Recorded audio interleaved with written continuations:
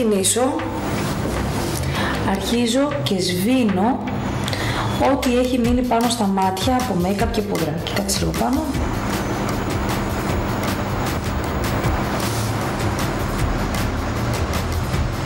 Κλειστά.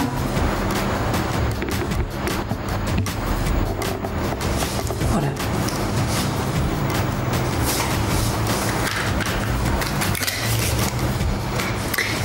Θα πάρουμε τερακότα για να κάνουμε ωραίες φωτοσκιάσεις στο πρόσωπο, σημαντικό. Κοψίματα, τι θέλουμε να μην προβάλλεται έντονα.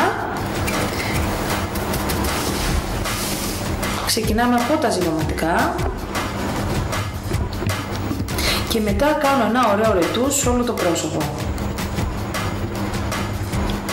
Το χειμώνα μπορεί να χρησιμοποιηθεί και σαν ρούζ, αλλά το καλοκαίρι μπορεί να χρησιμοποιηθεί η τερακότα σε όλο το πρόσωπο και να φαίνεται η γυναίκα ηλιοκαμένη, προστατεύοντάς το πρόσωπό της από τον ήλιο.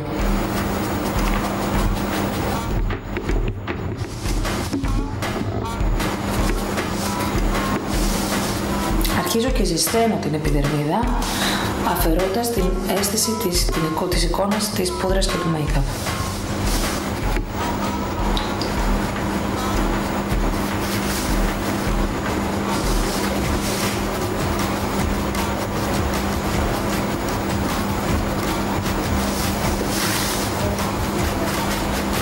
Η τερακότα είναι ένα προϊόν που δεν πρέπει να λείπει ποτέ από το νεσεσέρ μιας γυναίκας. Χειμώνα καλοκαίρι. Μπορείς να μην βάλεις make-up και πούδρα το πρωί και να βάλεις κατευθείαν την τερακότα, μπλοκάροντας τις διχρωμίες στο πρόσωπο. Ωραία.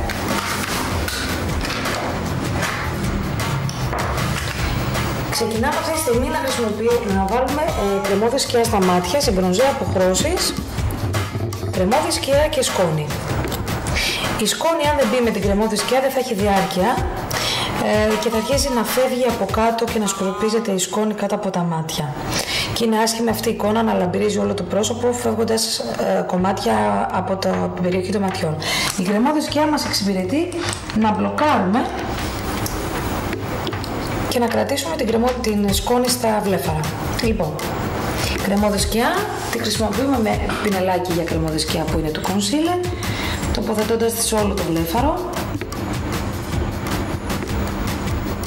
Έχουμε μεγάλα μάτια. Αυτό που θέλουμε είναι να μειώσουμε την απόσταση της βλεφαρίδας προς το φρύδι. Οπότε θα το φτάσουμε τη σκιά μέχρι το κόκαλο. Στο σμόκι μακιγιάζ δεν χρειάζεται να βάζουμε λεπτές γραμμές ή ανωδικές ή μισές. Εδώ η τεχνική είναι για όλα τα μάτια μία γραμμή σε όλο το βλέφαρο.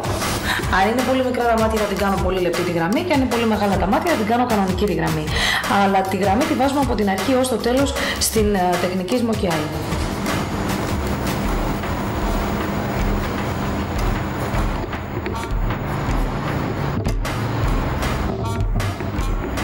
Ό,τι κάνουμε στο ένα μάτι κάνουμε και στο άλλο. Για να το πετύχουμε ακριβώς πρέπει να κάνουμε βήμα-βήμα την κάθε τοποθεσία προϊόντος. Δεν γίνεται να τελειώσουμε το ένα μάτι και να κάνουμε μετά το άλλο, δεν θα πετύχουμε τις ίδιες εντάσεις.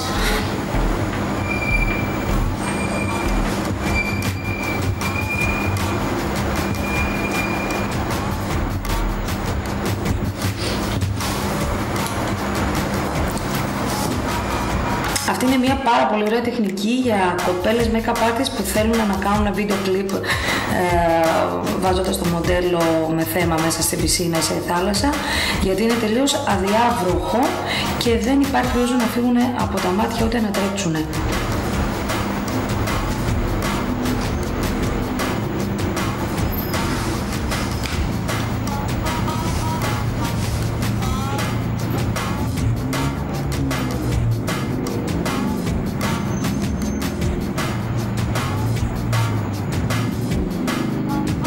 Επόμενο βήμα κατευθείαν πριν μας στεγνώσει η κρεμώδη σκιά, σημαντικό αυτό, να τοποθετήσουμε κατευθείαν τη σκόνη. Τη σκόνη την τοποθετούμε με πινέλο σφουγγαράκι και όχι ποτέ με τρίχινο πινέλο. Λοιπόν, πίσω. Ωραία.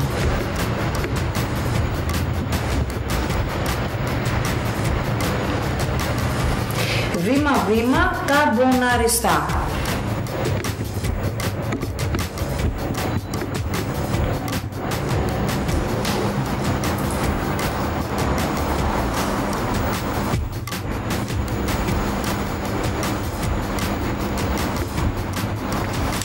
Ό,τι πέφτει κάτω το αφαιρούμε, χρησιμοποιούμε πινέλο βεντάλια, τοποθετώντας το πινέλο μέσα στην πούδρα της σκόνη για να μπορέσω να σκορπίσω όλα τα υπολείμματα της σκιάς που είναι με χρυσόσχολο.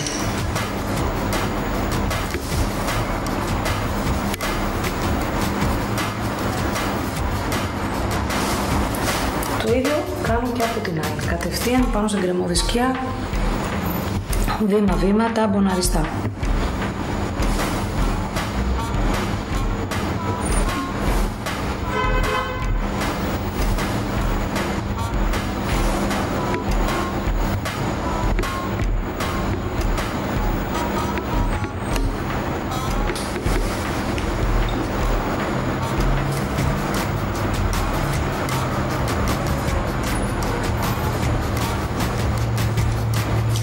Επαναλαμβάνω με το πινέλο βεντάλια.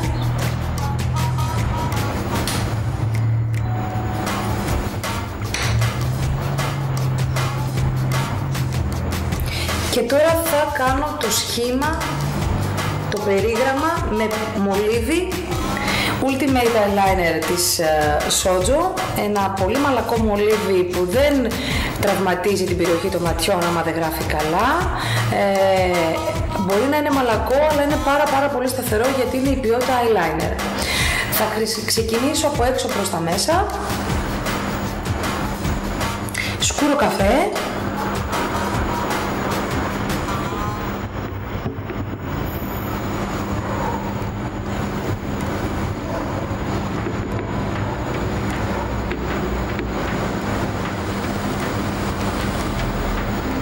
Μου κοιτάζει λίγο από εδώ χαμηλά. Ωραία.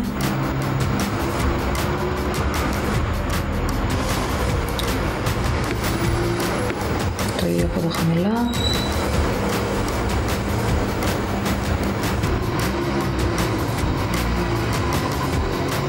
Τέλεια.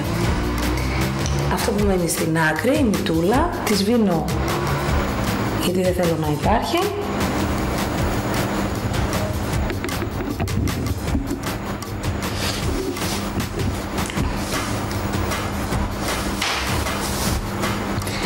Είπαμε από τη μία άκρη στην άλλη είναι το περίγραμμα,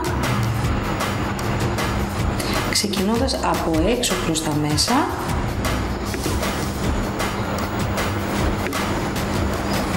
και πάρα πολύ καλά στη ρίζα του βλεφαρίδου.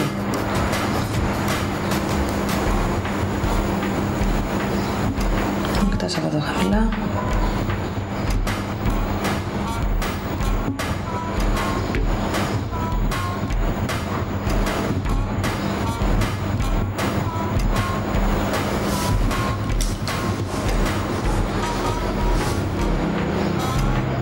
Σβήνω.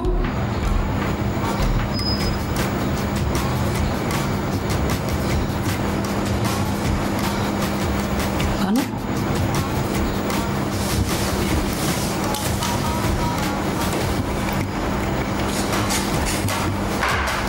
Κοιτάς λίγο πάνω. Μέσα και έξω σκούρο καφέ μολύβι.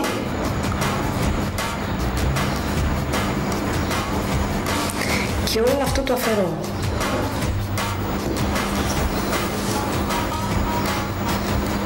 Αφαιρώ μόνο το κάτω κομμάτι. Δεν αφορώ την εσωτερική γραμμή. Για να ταμπονάρω τη λιπαρότητα του μολυβιού θα χρησιμοποιήσω σκιά compact